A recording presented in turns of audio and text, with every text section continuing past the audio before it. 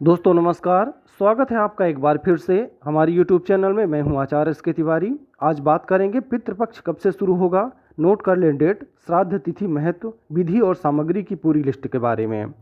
दोस्तों 17 सितंबर को स्नान दान पूर्णिमा लगते ही पितृपक्ष शुरू हो जाएगा।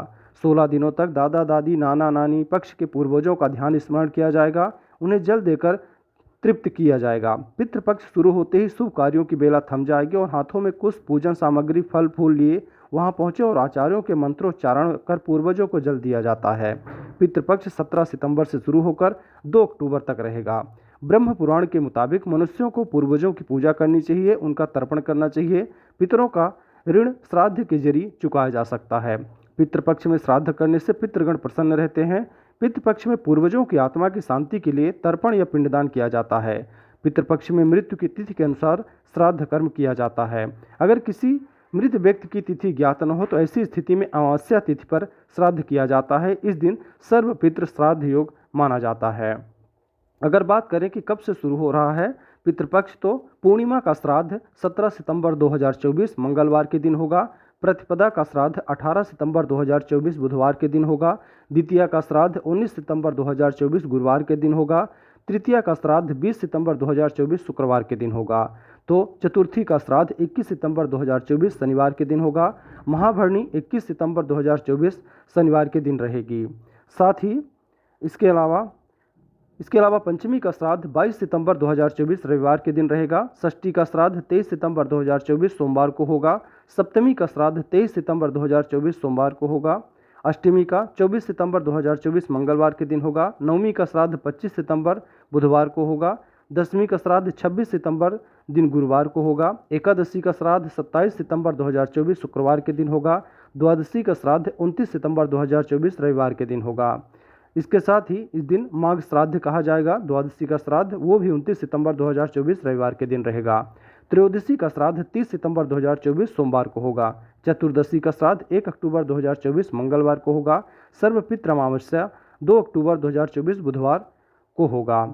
इसके साथ ही पितृपक्ष में पितर संबंधित कार्य करने से व्यक्ति का जीवन खुशियों से भर जाता है। इस पक्ष में श्राद्ध तर्पण करने से पितर प्रसन्न होते हैं और आशीर्वाद देते हैं। पितृदोष से मुक्ति पाने के लिए इस पक्ष में श्राद्ध तर्पण करना बहुत ही शुभ माना जाता है। दोस्तों किसी सुयोग्य विद्वान ब्राह्मण के जरिए ही श्राद्ध कर्म पिंडदान तर्पण करवाना चाहिए।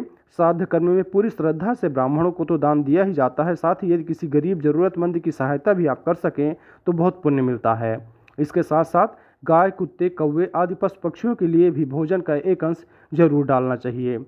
यदि संभव हो तो गंगा नदी के किनारे पर श्राद्ध कर्म करवाना चाहिए। यदि यह संभव न हो तो घर पर ही इसे किया जा सकता है, लेकिन जहाँ पर इसे किया जाए वह भी स्थान उपयुक्त होना चाहिए। गाय की गौशाला होनी चाहिए या फिर आपकी खुद की ज़मीन होनी चाहिए। किसी दूसरे की ज़मीन पर श्राद्ध कर्म आदि कर्म नहीं किए जाते हैं।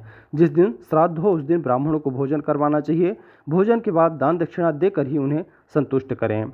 श्राद्ध पूजा दोपहर के समय शुरू होनी चाहिए, यानी लगभग 12 बजे से 2 बजे के बीच में। योग्य ब्राह्मण की सहायता से मंत्रोच्चारण करें और पूजा के पश्चात जल से तर्पण करें। इसके बाद जो भोग लगाया जा रहा है उसमें से गाय, कुत्ते, कौवे आदि का हिस्सा अलग कर देना चाहिए।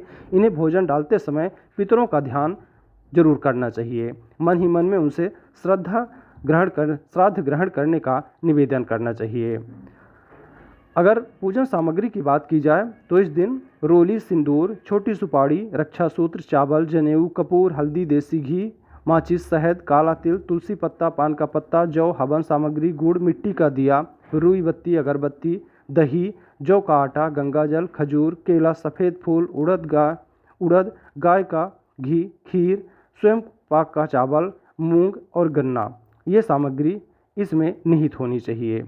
तो दोस्तों ये जानकारी थी श्राद्ध कर्म या पितृपक्ष कब से शुरू हो रहा है।